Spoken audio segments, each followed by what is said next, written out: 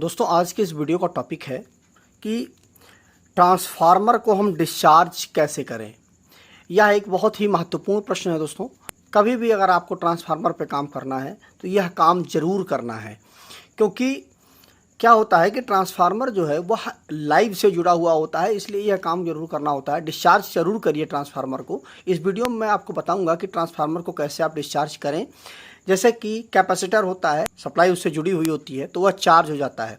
Charge होने के बाद जब भी आप कैपेसिटर को छूते हैं तो आपको बहुत तेज झटका लगता है, तो आपको क्या करना चाहिए, कैपेसिटर को डिस्चार्ज करना चाहिए। तो बड़े बड़े कैपेसिटरों को कैसे डिस्चार्ज करते हैं अगर आप कमेंट करेंगे तो मैं उस पर भी एक अच्छी सी वीडियो बना के लेके आऊँगा। लेकिन फिलहाल आज की इस वीडियो में हम जानेंगे कि ट्रांसफार्मर को डिस्चार्ज हम कैसे करें और क्यों करना चाहिए ट्रांसफार्मर को डिस्चार्ज। यह जो तरीका मैं आपको बता रहा हूँ, इसमें कभी भी आप ट्रांसफार्मर पर चढ़ने से पहले सप्लाई को आप बंद कर दीजिए। ट्रांसफार्मर की जो इनकमिंग सप्लाई है उसको आप बंद कर दीजिए। उसके बाद आपको यह काम करना है। कोई भी कितना भी प्रेशर करे, कितना भी आपको दबाव डाले, आपको सबसे पहले सप्लाई को बंद करने के बाद यह जो प्रक्रिया मैं इस वीडियो के दौरान आपको बताऊंगा, उसके बाद उस प्रक्रिया को आपको फॉलो करना है।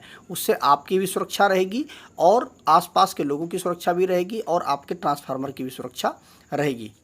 तो देखिए, सबसे पहले हम जान लेते हैं कि ट्रांसफार्मर को डिस्चार्ज क्यों करते हैं, तो आपको यह चीज़ एकदम से समझ में आ जाएगी। तो बने रहिए इस वीडियो के साथ लास्ट तक। ट्रांसफार्मर जो होता है वह एक ऐसी डिवाइस है जिससे किसी भी इक्विपमेंट को सप्लाई दी जाती है। ठीक है, जैसे मान लीजिए ये हमारा ट्रांसफार्मर है। अब इससे हम निकाल करके घरों में, ठीक है, या फैक्ट्री में हम सप्लाई देते हैं। क्योंकि इस ट्रांसफार्मर पे हम बहुत ज़्यादा लोड कनेक्ट करते हैं, तो थोड़ा बहुत इसमें अगर एचटी साइड में कुछ वोल्टेज चाहे मैग्नेटिक रूप में रह जाए या किसी भी तरह से कोई भी वोल्टेज रह जाए, तो उस कारण से इस ट्रांसफार्मर को डिस्चार्ज करना बहुत ज़रूरी हो जाता है।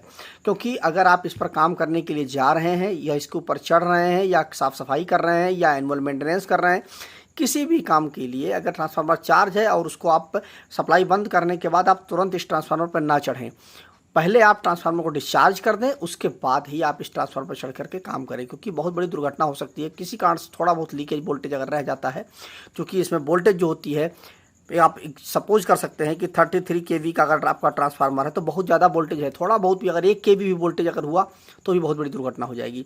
तो इस ट्रांसफार्मर को डिस्चार्ज करना बहुत ज़रूरी है। ट्रांसफार्मर को डिस्चार्ज हम कैसे करेंगे?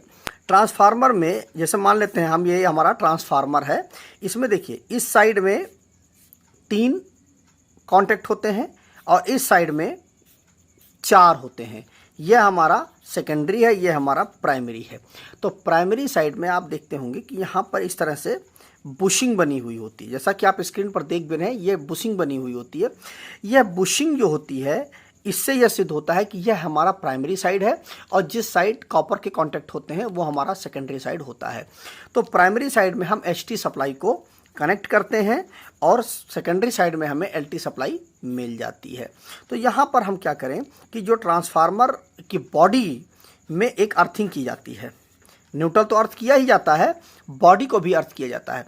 तो इस जो बॉडी को जो अर्थ किया जाता है वहाँ पर हम एक तार को कनेक्ट कर दें, ठीक है, और यहाँ पर उस तार को एक डंडे के माध्यम से दूर से ऐसे कनेक्ट ना करें, एकदम चिपकाएं नहीं, लगाएं नहीं, इसमें टच ना कराएं, दूर से ही थोड़ा सा आप रखें। अगर अर्थ थोड़ा सा भी अगर इसमें वोल्टेज होगा तो स्पार्क होगा, ठीक है, क्योंकि शॉर्ट सर्किट हो रही है ना, सीधे सीधे शॉर्ट सर्किट हो रही है, इसलिए अगर थोड़ा सा भी लीकेज होगा तो यहाँ पर स्पार्क होगा। अगर कोई स्पार्क नहीं होता है तो आप धीरे धीरे इस दूरी को कम करते हुए जा करके आप टच करा सकते हैं।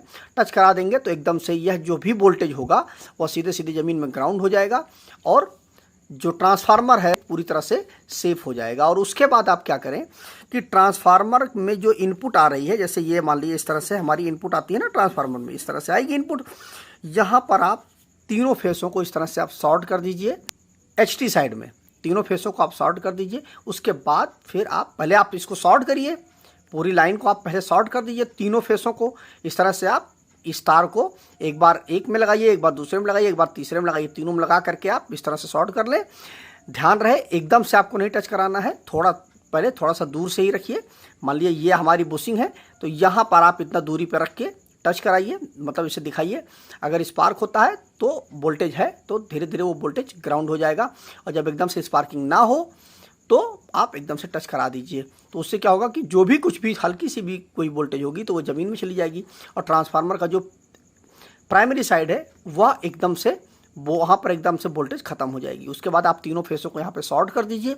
उसके बाद आप इस ट्रांसफार्मर पर चढ़ करके काम कर सकते हैं। तो यह दोस्तों एक सेफ्टी है ट्रांसफार्मर पर काम करने के लिए। कभी भी आप अगर ट्रांसफार्मर पर काम करें तो इस चीज़ को ज़रूर पालन करें, क्योंकि एक दो बार मैंने देखा है कि इस तरह की दुर्घटनाएँ हो गई हैं। तो कभी भी भविष्य में किसी के साथ ऐसी दुर्घटना ना हो, इसलिए मैंने इस वीडियो को बनाया है। तो मुझे उम्मीद है कि वीडियो आपको काफ़ी हेल्प करेगा। वीडियो अगर अच्छा लगा हो, वीडियो से कुछ भी अगर आपके समझ में आया हो, अच्छा लगा हो वीडियो देख करके, तो वीडियो को ज़्यादा से ज़्यादा लाइक कर दीजिएगा, शेयर कर दीजिएगा अपने दोस्तों के साथ, जिससे कभी भी अगर वो इंडस्ट्री में काम करते हैं, कहीं पर भी काम करते हैं, तो वहाँ पर वो इस सेफ्टी का ज़रूर पालन करें। तो आज की वीडियो में बस इतना ही। मिलते हैं नए वीडियो के साथ। नमस्कार दोस्तों।